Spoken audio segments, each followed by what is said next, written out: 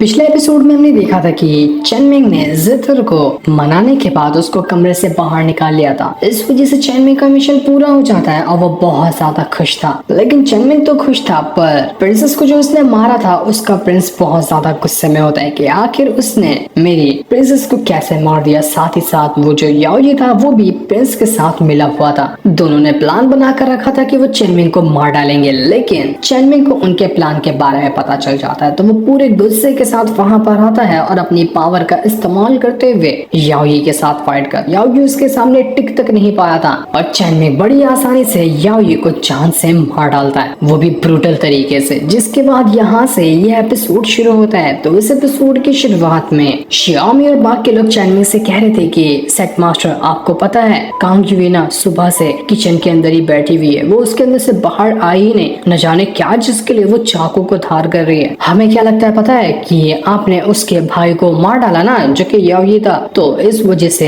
Kong Yui बहुत ज्यादा गुस्से में वो चाकू धार कर रही होगी ताकि बाहर निकलने के बाद आपके अंदर ही घुसेड़ सके बदला लेने के लिए। तो आपको टेंशन लेने की जरूरत नहीं है, हम लोग है ना यहाँ पर, हम लोग आपको बचाएंगे, वो आपका कुछ नहीं बिगाड़ सकती। वो लोग यहाँ पर पूरी तरह से तैयार हो चुके थे कांग यूई से लड़ने के लिए। कांग यूई कमरे के बाहर भी निकल कर आ जाती है और जैसे वो बाहर निकल कर आई थी, शियामी और बाकी लोग अपनी पावर को एक्टिवेट करते हुए कांग यूई से कहते हैं कि देखो, तुम सेट मास्टर को कुछ नहीं कर सकती, उन्होंने तुम्हारे भाई को मारा जिसमें तुम्हारे भाई की ही गलती थी, उन्होंने जानबूझकर उसको नहीं मारा। तो अगर तुमने यहाँ पर चेनमिंग के ऊपर हमला करने की कोशिश की ना, तो हम भूल जाएंगे कि तुम हो कौन। वो लोग जैसे ही कांग यूई के ऊपर हमला करने वाले थे, कांग यूई चेनमिंग से कहती कि सेट मास्टर, आप क्या चिकन सूप पीना पसंद करेंगे? मैं आपके लिए चिकन सूप बना रही थी तो उसी के लिए चाकू धार कर रही थी। ये सुनकर शियामी और बाकी हैरान रह जाते कि भाई साहब, हमसे तो भारी मिस्टेक हो गया, हमें लग रहा था कि कांग यूई चेनमिंग को मारना चाहती है, लेकिन ये तो बेचारी यहाँ पर उसके लिए चिकन सूप बना रही थी। तो वो भी यहाँ पर कांग यूई की मदद करने के लिए वहाँ से चले जाते हैं ताकि सब मिलकर एक बहुत ही टेस्टी सा चिकन सूप बना सके। जैसे वो लोग वहाँ से गए थे, वहाँ पर कई सारी लड़कियां आ जाती हैं जो कि म्यूजिक पैलेस की थी। वो सब आने के बाद चेनमिंग को घेर लेती हैं और चेनमिंग से कह रही थी कि सुंदर सेक्ट मास्टर, क्या आप हमेशा के लिए हमारे म्यूजिक पैलेस के अंदर रहना पसंद करोगे? आपको देखते हैं ना तो हमारा दिल खुश हो जाता है, हम तो आपके साथ ही रहना चाहते हैं, आपको प्लीज यहाँ पर रुक जाना चाहिए। लेकिन चेनमिंग कहता है कि अरे यार, मैं यहाँ नहीं रुक सकता, मैंने तो जिथर को बाहर निकाल दिया ना, आगे से वही म्यूजिक पैलेस को हैंडल करेगी, तो तुम लोगों को टेंशन लेने की जरूरत नहीं है। लेकिन वो लड़कियां बड़े प्यार से चेनमिंग से कह रही थी कि जिथर ने बाहर आने के बाद तो हमारे ऊपर ध्यान ही नहीं दिया, वो हमारी मदद ही नहीं कर रही कल्टीवेशन बढ़ाने में, तो हमें आपकी जरूरत है, आप हमारी मदद कीजिए ताकि हम अब कल्टीवेशन को इंक्रीज कर सकें। मुझे पूरी उम्मीद है कि अगर आप हमारी मदद करते हैं ना, तो हम बहुत जल्द बहुत ज्यादा प्रोग्रेस हासिल कर लेंगे। तो प्लीज सेक्ट मास्टर, हमारी मदद कीजिए ना और हमें कल्टीवेशन में इम्प्रूवमेंट हासिल करने में सहारा दीजिए। ये सुनकर चेनमिंग कहता है कि अच्छा अच्छा, शांत हो जाओ, कर दो मैं तुम्हारी मदद। इसके बाद चेनमिंग अपने पास से कुछ स्पिरिचुअल हर्ब्स वगैरह निकालता है ताकि उनको रिफाइन करके वो सब लड़कियों के लिए एक एक पिल दे सके। वो जैसे जैसे यहाँ पर पिल को रिफाइन कर रहा था, वो लड़कियां बस उसको देखते जा रही थी। वो कहती है कि वाह, कितना प्यार से आप यहाँ पर इसको रिफाइन कर रहे हो, मेरी तो आंखें नहीं हट रही हैं आपके ऊपर से, मन तो कर रहा है कि बस आपके साथ ही रह जाऊं। बेचारा चेनमिंग खुद भी यहाँ पर शर्मा चुका था कि यार ये कैसी लड़कियां हैं, इतनी सारी लड़कियों ने तो पहली बार मुझे इस तरह से घेर लिया, मैं सबकी मदद करूंगा, किसी का दिल नहीं तोड़ने वाला मैं। लगता है ना, इतनी लड़कियों को देखकर मैं यहाँ पर पिघल रहा हूँ। दूर खड़ी कियान जो थी वो भी ये देखकर कह रही होती कि चेनमिंग बड़ा खुद को सख्त लौंडा कहता है, इतनी सारी लड़कियों को देखकर देखो तो जरा कैसे मक्खन जैसा ये पिघल गया। हर लड़कों के अंदर थोड़ा बहुत तो ठरकपना रहता है, ये जो कभी ना कभी बाहर निकल कर आता है। देखो चेनमिंग कैसे यहाँ पर शर्मा रहा है इन लड़कियों को देखकर। दूसरी तरफ कांग यूई, शियामी और बाकी सारे लोग मुर्गियां पकड़ रहे होते हैं ताकि चिकन सूप बना सके। बहुत मुश्किल से वो मुर्गियों को पकड़ रहे थे और काफी देर की मेहनत के बाद कम से कम एक मुर्गी तो उनके हाथ लग ही जाती है। इस वजह से वो बढ़िया बढ़िया चिकन सूप बनाने के बाद थोड़ा चेनमिंग के लिए रखते हैं और थोड़ा जिथर के लिए ले आते हैं और उसको देते हुए कह रहे थे कि इसको आपको खाना चाहिए, आप काफी टाइम से भूखी थी ना, तो इससे आपको आराम मिलेगा। लेकिन जिथर कहती है कि नहीं, मुझे नहीं खाना, तुम लोग यहाँ पर मेरा इतना ज्यादा ख्याल रख रहे हो ना, इसके पीछे जरूर कोई ना कोई वजह होगी, तो तुम मुझे डायरेक्ट वजह बता दो कि आखिर किस वजह से तुम लोग यहाँ पर मेरी इतनी ज्यादा मदद कर रहे हो। ये सुनकर कांग यूई थी वो जिथर से कहती कि आपने बिल्कुल सच कहा, हमें आपकी जरूरत है, आपकी और आपके इस म्यूजिक पैलेस की हमें जरूरत पड़ने वाली है। आपको पता ही होगा कि चेनमिंग ने यहाँ पर हेवन डायनेस्टी की प्रिंसेस को जान से मार दिया। उसी के साथ साथ उसने ग्रेट यान एम्पायर के क्राउन प्रिंस को भी मार दिया। इस वजह से दोनों के दोनों सेक्ट बहुत ज्यादा गुस्से में है। वो कभी भी आ सकते हैं चेनमिंग की जान लेने के लिए। हम अपनी तरफ से पूरी कोशिश करेंगे ताकि चेनमिंग को प्रोटेक्ट कर सके, लेकिन इतने सारे लोगों से लड़ना बच्चों का खेल नहीं होगा। इसलिए हम चाहते हैं कि इस वॉर की घड़ी में आप हमारा साथ दें और आप अपने म्यूजिक पैलेस के साथ हमारे जुनलॉक सेक्ट के साथ शामिल हो जाएं। हम सब अगर एक साथ रहेंगे ना तो दुश्मन की औकात नहीं होगी कि वो हमारे सामने आग उठाकर देख सके। इसलिए हम चाहते हैं कि आप हमारे जुनलॉक सेक्ट को ज्वाइन कर लें। इतनी सी रिक्वेस्ट है, इससे ज्यादा कुछ नहीं चाहिए। लेकिन जिथर कहते कि नहीं, मैं तुम्हारे जुनलॉक सेक्ट को कभी ज्वाइन नहीं करूंगी, क्योंकि जुनलॉक सेक्ट ने ही मेरी जिंदगी बर्बाद की है। जब मैं और ज़ुआनतियान प्यार करते थे ना, तब उस जुनलॉक सेक्ट वालों ने हमें एक्सेप्ट नहीं किया और उन लोगों ने ही हम दोनों को अलग कर दिया था, जिसके बाद से हम कभी भी दोबारा नहीं मिल पाए। जिसने हम दोनों की जिंदगी बर्बाद की हो, उस सेक्ट के साथ मैं कभी शामिल नहीं हो सकती, चाहे मेरी आखिरी सांसें क्यों न चल रही हो। चेनमिंग ने मुझे यहाँ पर मनाया और उसके वजह से ही मैं कमरे से बाहर निकल कर आई, तो चेनमिंग का शुक्रिया। अब तुम लोग यहाँ से जा सकते हो। लेकिन श्यामी कहती कि सच में हम लोग यहाँ से चले जाएं? आप ऐसे जुनलॉक सेक्ट का साथ नहीं दे रही जहाँ पर अभी भी ज़ुआनतियान की सोल मौजूद है। आप चाहती हैं तो हम आपको ज़ुआनतियान की सोल से मिलवा सकते हैं। ये सुनकर जिथर भी हैरान रह जाती है कि क्या सच में ऐसा पॉसिबल है? तुमने ज़ुआनतियान की सोल को कहाँ देखा? मुझे उससे मिलना है। तो श्यामी कहती है कि ज़ुआनतियान की सोल हमारे जुनलॉक सेक्ट में ना एक पोर्टल है और उसके अंदर से शुरू होता है सेलेस्टियल रेल्म। उसी सेलेस्टियल रेल्म के अंदर आज भी ज़ुआनतियान मौजूद है। और तुम्हें पता है चेनमिंग यहाँ पर क्यों आया था? तुम्हें बचाने के लिए, क्योंकि ज़ुआनतियान खुद चेनमिंग को ऑर्डर दिया था कि वो तुम्हें ढूंढ सके, इसलिए चेनमिंग तुम्हें बचाने के लिए यहाँ पर आया था। तो क्या तब भी तुम चेनमिंग का साथ नहीं दोगी? ये सुनकर जिथर एकदम हैरान रह जाती है कि क्या सच में ज़ुआनतियान की सोल मौजूद है और वो आज भी मुझे याद करता है। मुझे ये सुनकर बहुत खुशी महसूस हुई, इसलिए वो डिसाइड कर लेती है कि वो इस वॉर की घड़ी में चेनमिंग का साथ देगी और उसका पूरा म्यूजिक पैलेस चेनमिंग के साथ होकर दुश्मनों से मुकाबला करेगा। दूसरी तरफ यावी का जो भाई था वो यहाँ पर बहुत ही ज्यादा गुस्से में होता है। वो कह रहा था कि बड़े भाई, तू तो कह रहा था कि तू आसानी से चेनमिंग को मार देगा, लेकिन तेरी तो हवा निकल गई। बड़ी बेरहमी से तुझे मारा है उस चेनमिंग ने। लगता है अब मेरी बारी है, मुझे भी यहाँ पर चेनमिंग को सबक सिखाना पड़ेगा। वो अपनी जो एक स्पिरिट थी बीवी नाम की, उससे कहता है कि तुम्हारी बारी आ चुकी है, अब यहाँ पर लोगों को तुम्हारी पावर दिखाने का टाइम आ चुका है। उसने तो यहाँ पर चेनमिंग से लड़ने के लिए तैयारी शुरू कर दी थी। तो वहीं हम स्वॉर्ड इमॉर्टल और उस एडर को भी देखते हैं जो चेनमिंग से काफी टाइम पहले मिले थे। वो लोग कह रहे थे कि लगता है बड़ा भयानक वॉर शुरू होने वाला है। बहुत सारे सेक्ट हैं जो चेनमिंग से फाइट करने के लिए आ रहे हैं, लेकिन हमें हमारे चेनमिंग के ऊपर बुरा भरोसा है। वो काट कर फेंक देगा सबको। बिल्कुल थिएटर जैसा एक्सपीरियंस मिलेगा इस वॉर को देखकर, तो बड़ा मजा आएगा। तो वहीं वो सेक्ट जिस सेक्ट को भी चेनमिंग ने अपने घुटनों के सामने झुका दिया था, त्यांची पवेलियन, वहाँ का मास्टर भी तैयारी शुरू कर रहा होता है। वो अपनी तरफ से कुछ स्वॉर्ड वगैरह और अच्छे अच्छे वेपन भेज रहा था चेनमिंग के लिए, ताकि वॉर में ये काम आए। चेनमिंग की जब दूसरे सेक्ट से फाइट होगी तब साथ ही वो अपने अच्छे अच्छे सिपाहियों को भी भेज देता है ताकि वो चेनमिंग का इस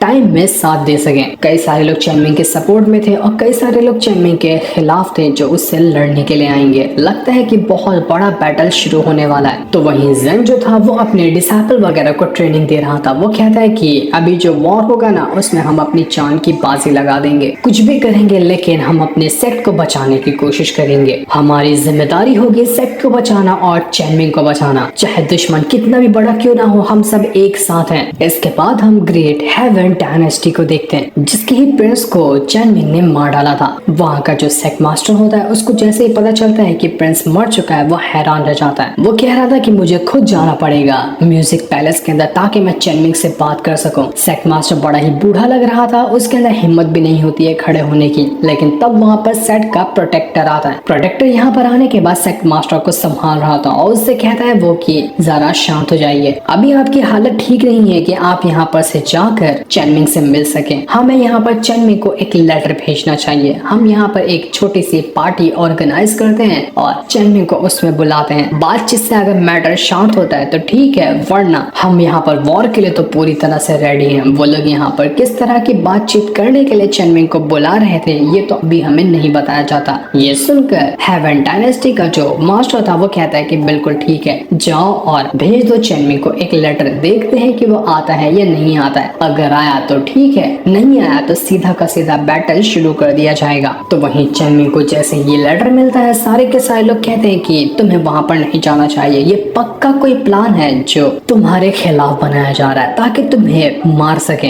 इसलिए वहां जाना बिल्कुल भी सही डिसीजन नहीं होगा। लेकिन चेनमिंग को उसका डिवाइन ट्रेजर मिशन दे देता है कि तुम्हें उस पार्टी में जाना है, जिस पार्टी का इनविटेशन अभी चेनमिंग को ग्रेट हेवन डायनेस्टी वालों ने दिया है। तो अब तो चेनमिंग को वहां पर जाना ही होगा, चाहे वो कितना भी मना क्यों ना कर ले। इसलिए चेनमिंग वहां जाने के लिए रेडी हो चुका था। जैसे वो जा रहा था वहां पर जिथर भी पहुंच जाती है, जो चेनमिंग से कह रही थी कि अगर तुम जा रहे हो ना तो हम भी तुम्हारे साथ चलें ताकि इस सफर में तुम्हारा साथ दे सके। चेनमिंग हैरान रह गया था कि अरे जिथर को क्या हो गया, जिथर इतनी जल्दी मेरा साथ देने के लिए रेडी कैसे हो गए। तब वहां पर बाकी सारी लड़कियां पहुंच जाती है जिनमें शियोमी और बाकी शामिल थे। वो सभी चेनमिंग से कहते हैं कि तुम इस चीज की टेंशन मत लो, हमने जिथर को मना लिया है, वो अपने म्यूजिक पैलेस के साथ, तुम सिर्फ यहाँ पर दुश्मनों के ऊपर नजर रखो और उनसे फाइट करने की तैयारी करो, बाकी सारी चीजें हम देख लेंगे। इसके बाद सभी वहाँ से आगे बढ़ना शुरू हो गए थे और जैसे ही रात होती है सभी लोग एक जगह पर आराम करने के लिए बैठ गए थे। वहाँ आने के बाद मैंग यूजी थी, वो चेनमिंग से कहती कि रात तो बहुत ज्यादा ठंडी है, मुझे बहुत ज्यादा ठंडी लग रही है और देखो का मैंने कपड़े भी कितने छोटे पहने, तो क्या मैं आपके साथ चिपक कर बैठ सकती हूँ, इससे मुझे थोड़ी सी गर्मी मिलेगी। ये देख कर शियोमी को गुस्सा आता है कि अरे ये लाइन मारेगी चेनमिंग पे, रुक इसको बताती हूँ। तो वो भी सीधा चेनमिंग के करीब आकर चिपक जाती है और उससे कहती है कि चेनमिंग प्लीज आप ना मेरे पैरों के ऊपर अपना सर रख दीजिए, मैं आपको सहराते हुए आपके साथ कुछ टाइम स्पेंड करना चाहती हूँ, बहुत मजा आएगा। चेनमिंग के दिमाग में आग लग चुकी थी, यार जहाँ भी मैं जाता हूँ ये दोनों मेरा दिमाग खराब करने के लिए पहुंच जाते हैं, आखिर इनको समझ क्यों नहीं आता कि मुझे सिंगल रहना पसंद है, मैं वैसा ठरकी बंदा नहीं हूँ। तभी वहां से शियोमी और बाकी सारे लोग अचानक में ही चले जाते। चेनमिंग हैरान कि अरे इनको क्या हुआ, ये लोग ऐसे क्यों भाग गए। कियान चेनमिंग से कहती हैं कि लड़कियों की बातों पे कभी भरोसा नहीं करना चाहिए, उन्होंने तुम्हें एक मौका दिया था उनके साथ टाइम बिताने का, लेकिन तुमने उनको भगा दिया, इसलिए लगता है कि शायद वो नाराज होकर भाग गई। लेकिन शियोमी और बाकी तो किसी और चीज की वजह से वहां से भागी थी, क्योंकि उनको महसूस हुआ था कि जंगल में कुछ न कुछ तो खतरा है जो चेनमिंग की तरफ बढ़ रहा है। तो वो लोग वहां पर जाने के बाद उस खतरे से लड़ना शुरू कर देते हैं, जहाँ पर कुछ सिपाही थे जिनको ग्रेट हेवन डायनेस्टी वालों ने भेजा था ताकि जंगल के अंदर ही चेनमिंग को मार सके। उन सभी ने यहाँ पर हमला शुरू कर दिया था, लेकिन ये लोग चेनमिंग की तरफ भी नहीं पहुंचे थे कि शियोमी और बाकी उनसे लड़ना शुरू कर देते हैं। दोनों के बीच में बहुत जबरदस्त फाइट होती है, जहाँ पर ग्रेट हेवन डायनेस्टी के जितने भी बंदे थे उन सभी की हार होती है, उन्हें अपनी जान बचाकर वहां से भागना पड़ता है और कुछ तो वहीं पर मारे जा चुके थे। शियोमी और बाकी कहते हैं कि अगर चेनमिंग के ऊपर आंख उठाकर भी देखना है ना तो पहले हमसे लड़ना होगा, जब तक हम यहाँ पर है चेनमिंग का कोई पाल तक पाका नहीं कसता, देखते हैं किसके अंदर कितनी औकात है। हम हेवन डायनेस्टी का सीन देखते हैं, जहाँ पर महल के हॉल के अंदर सब के सब पहुंच चुके थे। चेनमिंग भी अपने सभी साथियों के साथ वहां पर आ गया था और उसके सामने होता है हेवन डायनेस्टी का प्रोटेक्टर, जिसने एक छोटी सी पार्टी का बंदोबस्त किया था ताकि पार्टी में बुलाने के बाद वो यहाँ चेनमिंग की जान ले सके। प्रोटेक्टर चेनमिंग से कह रहा था कि लगता है कि हमारी पार्टी ना तुम्हें पसंद नहीं है, तभी तो तुम यहाँ पर देखो आने के बाद भी सो रहे हो, क्या रात भर तुम्हें नींद नहीं मिली थी जो आंखें खोल के तुम सोने लग गए, मेरे सवालों का जवाब तो दो कम से कम। लेकिन चेनमिंग को कोई फर्क नहीं पड़ता क्योंकि वो यहाँ पर इन लोगों को बेइज्जत करने के लिए आया हुआ है। कियान चेनमिंग को देखकर कह रही थी कि यार चेनमिंग तुम्हें क्या हुआ, कुछ बोलोगे, ये लोग तुमसे कुछ पूछ रहे हैं लेकिन तुम तो आंखें खोल के सो जा रहे हो, फाइट नहीं करोगे क्या, या कुछ तुम्हारे साथ प्रॉब्लम हुई है, प्रॉब्लम हुई है तो बताओ मैं सोल्यूशन निकालती हूँ। लेकिन चेनमिंग फिर भी उसको कोई जवाब नहीं दे रहा था, उसको कोई मतलब ही नहीं होता है कि यहाँ पर कौन क्या पूछ रहा है उससे। शियोमी वहाँ पर आने के बाद चेनमिंग से कहती है अगर आपको नींद आ रही है ना तो आप सो जाओ, बाकी सारी चीजें हम यहाँ पर हैंडल करते हैं, हम किस काम आएंगे। प्रोटेक्टर जो था वो अंदर ही अंदर अपने मन में कह रहा था कि चेनमिंग तूने मेरे बेटे को मारा है, मेरा बेटा था बेटा 111, उसको तूने बड़ी बेरहमी के साथ मार दिया, यानी कि जिस बेटा 111 को चेनमिंग ने मारा था उसका बाप है ये प्रोटेक्टर। इसी का बदला लेने के लिए इसने चेनमिंग को बहाने से यहाँ पर बुलाया ताकि वो यहाँ चेनमिंग की जान ले सके। वो कह रहा था कि जान का बदला जान होता है, चेनमिंग आज तू मेरे हाथों ही मरेगा। काफी देर तक इंतजार करने के बाद जब चैनमिंग कोई जवाब नहीं देता तो प्रोटेक्टर कहता है कि लगता है ना मेरे सबन का बांध अब टूट चुका है। मैंने इतनी अच्छी पार्टी रखी यहाँ पर तुम्हें बुलाया कि हम दोनों आपस में कुछ बातें कर सकते हैं, लेकिन तुम तो जवाब देने के लिए रेडी ही नहीं हो। तो ठीक है, हम यहाँ पर बैटल शुरू कर रहे हैं। मुझे नहीं लगता कि बातचीत से कुछ होने वाला है, तो हाथ पैर ही अब चलाना पड़ेगा। शियामी प्रोटेक्टर से कहती कि देख, जो भी तुझे करना है शांति से कर। हमारे सेक्ट मास्टर अभी सो रहे हैं, उनकी नींद खराब हुई ना तो तुझे तो यहाँ पर बुरी मौत मारेंगे। जो सुनकर प्रोटेक्टर भड़क चुका था तो वो यहाँ पर अपने 4 सबसे खास वॉरियर्स को लेकर आता है, जिनके नाम थे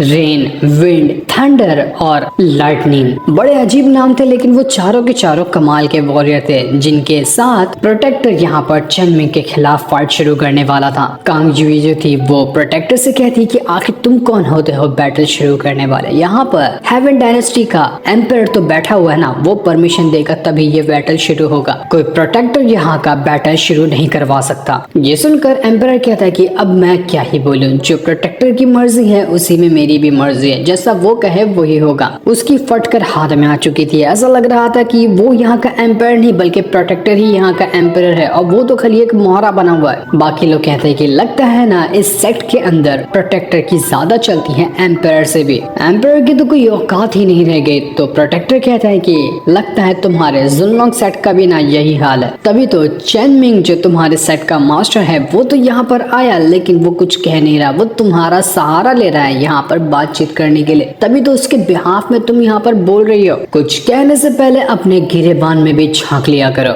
मेरे जो 4 वॉरियर है मैं इनको खास ट्रेनिंग दिया था ताकि ये चेनमिंग के साथ फाइट कर सके, लेकिन अब लगता है कि उसके अलावा ये चारों अब तुमसे फाइट करने जाएंगे। तुम भी 4 हो और हमारे वॉरियर भी 4 हैं, तो क्या तुम्हें हमारा ये चैलेंज एक्सेप्ट है? अगर एक्सेप्ट है तो तुम लोग हमसे फाइट कर सकते हो, वरना हम तुम्हें ऐसे ही मार देंगे। जिस पर शियामी और बाकी कहते हैं कि हाँ, हम किसी से डरते हैं क्या? हम लोग भी बहुत पावरफुल है। हम 4 हैं और हमारे नाम है आसमान, जमीन, सूरज, चांद। हम लोग यहाँ पर तुम्हारे रेन, विंड, थंडर, लाइटनिंग से फाइट करने के लिए रेडी हैं। बहुत ही ज्यादा फनी नेम थे इन लोग के। इसके बाद सभी बैटल अरेना के अंदर आकर पहुंच जाते हैं, लेकिन चेनमिंग तो अभी भी वहाँ पर आराम से सो रहा था। उसको कोई मतलब नहीं था, बस वो आराम की झप्पी मार रहा था। कियान चेनमिंग से कहती है कि लगता है आज कुछ तो कुछ गड़बड़ है। तुम इतना ज्यादा तो नहीं सोते हो, कभी भी कुछ इंपॉर्टेंट बात होती है तो, लेकिन आज देखो कि कैसे घोड़े बेचकर सो रहे हो। वो उसको उठाने की कोशिश करती है, लेकिन चेनमिंग जब नहीं उठता तो वो कहती है कि भाड़ में गया, मैं भी तुम्हारी मदद नहीं करने वाली, मैं भी जा रही हूँ सोने के लिए। तो वो उसी के बाजू में जाकर सो जाती है कि जब चेनमिंग ही कोई काम नहीं कर रहा तो मैं उसकी मदद करके अचार डालूंगी। इसके बाद अब देखते ही देखते शियामी और बाकी जो थे उन सभी की फाइट प्रोटेक्टर के 4 वॉरियर से शुरू हो जाती है। वो फाइट बहुत ज्यादा कमाल की थी। सभी अपनी पावर का इस्तेमाल करते हुए एक दूसरे के ऊपर अटैक कर रहे थे, लेकिन वो 4 वॉरियर कमजोर लग रहे होते हैं शियामी और बाकियों के सामने। जितर भी उनके साथ थी, तो जितर भी एक से बढ़कर एक अटैक वो उन लोगों के ऊपर किए जा रही थी। कुछ ही टाइम के अंदर ऐसा लग रहा था कि ये चारों के चारों वॉरियर ढेर हो जाएंगे, पर उन वॉरियर ने भी शियामी और बाकियों को अच्छी टक्कर दी थी। वो लोग यहाँ पर बहुत बढ़िया तरीके से मुकाबला कर रहे थे बाकियों का। पूरे आसपास के इलाके में धमाका होने लग जाता है इस बैटल की वजह से। और ये लोग जब यहाँ पर बैटल लड़ रहे थे तो प्रोटेक्टर कहता है कि यही सबसे बेस्ट मौका है चेनमिंग को 4 से मार डालने का। इसकी 4 जो लड़कियां हैं वो अभी तो बैटल में बिजी हैं, वो इसको बचाने के लिए नहीं आएगी, और ऊपर से ये चेनमिंग सो रहा है, तो यही मौका उठाते हुए मैं इसको जान से मार देता हूँ। लेकिन तभी वहाँ पर चेनमिंग नींद से बाहर आ जाता है। उसकी नींद पूरी हो चुकी थी और बाहर आने के बाद वो देख रहा होता है कि अरे यार, यहाँ पर फाइट किसकी हो रही है, क्या हो रहा था यहाँ पर? लगता है थोड़ी ज्यादा लंबी नींद मार लिया मैंने। प्रोटेक्टर चेनमिंग को देखकर कहता है कि चेनमिंग, तुझे ना शायद याद भी नहीं होगा, लेकिन तूने मेरे बेटे को मारा है जिसका नाम बेटा 111 था। तो आज यहाँ पर एक बाप अपने बेटे की मौत का बदला लेने के लिए आया हुआ है। अब तू मरेगा, मैं यहाँ पर तेरी जान ले लूंगा। इसके बाद वो अपनी पावर की मदद से अपनी स्पिरिट को बाहर निकालता है और सीधा चेनमिंग के ऊपर हमला कर देता है। वो स्पिरिट सीधा चेनमिंग के स्पिरिचुअल वर्ल्ड के अंदर जाकर पहुंच चुकी थी। यहाँ पर आने के बाद प्रोटेक्टर कह रहा था कि मैं चेनमिंग तेरी सोल के ऊपर कंट्रोल हासिल कर लूंगा, उसके बाद तेरी सोल को डिस्ट्रॉय करूंगा, जिससे तू इसी टाइम मर जाएगा। आसान नहीं बल्कि बहुत ही खतरनाक वाली मौत मैं तुझे देने वाला हूँ, तो तू मरने के लिए बिल्कुल रेडी हो जा। चेनमिंग कहता है तो इतना ज्यादा इंतजार क्या कर रहा है, जल्दी आ ना, मेरे पास ज्यादा टाइम नहीं है तुझसे फाइट करने के लिए। आजा जरा, मैं भी तो देखूं कि तेरे बोलने में और तेरे करने में कितना डिफरेंस है। ये सुनकर प्रोटेक्टर पूरे गुस्से के साथ अपने टेंटिकल्स बाहर निकालकर सीधा चेनमिंग को घायल कर देता है। उसके टेंटिकल्स चेनमिंग के अंदर जाकर फंस चुके थे। पहला ही अटैक उसने बहुत ही खतरनाक वाला कर दिया, जिस वजह से डिवाइन ट्रेजर के अंदर वार्निंग्स आने लगती है और ये वार्निंग्स यहाँ पर कियान को नींद से जगा देती है। नींद से बाहर आने के बाद कियान घबरा चुकी थी कि यार ये क्या हुआ, डिवाइन ट्रेजर इतनी सारी वार्निंग क्यों दे रहा है, चेनमिंग ठीक तो है ना। वो जैसे ही चेनमिंग और प्रोटेक्टर को आमने सामने बिल्कुल स्टॉप होकर खड़ा हुआ देखती है तो वो समझ जाती है कि ये लोग स्पिरिचुअल वर्ल्ड के अंदर फाइट कर रहे हैं, मुझे चेनमिंग को जाकर बचाना होगा, वो कहीं किसी मुसीबत में ना पड़ गया हो। इसलिए जैसे ही वो चेनमिंग के स्पिरिचुअल वर्ल्ड के अंदर आती है उसको वहाँ पर कोई दिखाई नहीं देता। वो जगह पूरी तरह से खाली थी। वो हैरान कि अरे ये दोनों कहाँ गायब हो गए, यही पे तो फाइट कर रहे थे, अचानक से कैसे गायब हो गए। तो वहीं हम चेनमिंग और प्रोटेक्टर की स्पिरिट को देखते हैं। चेनमिंग ने प्रोटेक्टर की स्पिरिट को किसी और वर्ल्ड के अंदर ले आया था। यहाँ पर आने के बाद बहुत सारे कांच लगे होते हैं और उन सभी के अंदर प्रोटेक्टर की स्पिरिट की शक्ल दिखाई जा रही थी। प्रोटेक्टर ये देखकर घबरा जाता है कि बाप रे ये शैतान कौन है, ये कैसा अजीब शैतान है, मुझे डर लग रहा है इससे। बेचारा खुद की शक्ल आईने में देखकर डर चुका था। चेनमिंग कहता है कि वेलकम है तेरा मेरे स्पिरिचुअल वर्ल्ड के सेकंड लेयर में, यहाँ पर इससे पहले आज तक के कोई भी नहीं आया था, तो पहला इंसान है, तो खुद में गर्व महसूस कर सकता है कि तू मेरे स्पिरिचुअल वर्ल्ड के सेकंड लेयर में पहुंचा। प्रोटेक्टर की स्पिरिट कह रही थी कि तू इंसान नहीं, तू बहुत ज्यादा अजीब चीज है, ये कैसी जगह पर तूने मुझे फंसा दिया, ना यहाँ से बाहर निकलने का रास्ता है ना कुछ है, खाली हर जगह मुझे मेरी ही शक्ल दिखाई दे रही है। अरे मुझे चक्कर आने लग गया, कोई बचाओ मुझे, मैं बदला भी नहीं लूंगा, मुझे तो बस बाहर निकाल, अपनी सारी दुश्मनी को मैं सॉर्ट आउट कर दूंगा। लेकिन चेनमिंग कहता है कि कुत्ते की तुम कभी सीधी नहीं होती, मैं यहाँ पर तुझे यहाँ से जिंदा जाने बिल्कुल भी नहीं दूंगा, क्योंकि मैंने कियान से भी अपने स्पिरिचुअल वर्ल्ड के सेकंड लेयर को छुपा कर रखा है। यहाँ से तू बाहर निकलेगा तो कियान को पता चल जाएगा कि मेरे स्पिरिचुअल वर्ल्ड का सेकंड लेयर भी है, जो कि मैं होने नहीं देता। तो भाई साहब अब तुझे मरना होगा, माफ करना लेकिन थोड़ी सी खतरनाक वाली मौत तुझे मारूंगा, तो दर्द का प्लेजर तू अच्छे से महसूस कर। इसके बाद चेनमिंग के पास किसी तरह की स्पिरिट पिल थी, जो पिल सीधा का सीधा उस प्रोटेक्टर की स्पिरिट को अपने अंदर समा लेती है। प्रोटेक्टर की स्पिरिट अब उसी पिल के अंदर जा चुकी थी। इस वजह से वो स्पिरिट अब चेनमिंग के कंट्रोल में आ जाती है। जब चाहे चेनमिंग उसकी स्पिरिट का इस्तेमाल भी कर सकता है। चेनमिंग कह रहा था कि मजा आ गया, मुझे लगा था कि इससे फाइट करना थोड़ा सा मुश्किल होगा, लेकिन ये तो फुसकी निकला। तो वहीं शियामी और बाकियों ने जितने भी वॉरियर्स थे उन सभी को बंदी बना लिया था। 3 वॉरियर्स बंदी बने होते हैं, लेकिन एक वॉरियर अभी भी बचा हुआ था जो कि जिथर के साथ फाइट कर रहा था, लेकिन जिथर उसको अच्छे से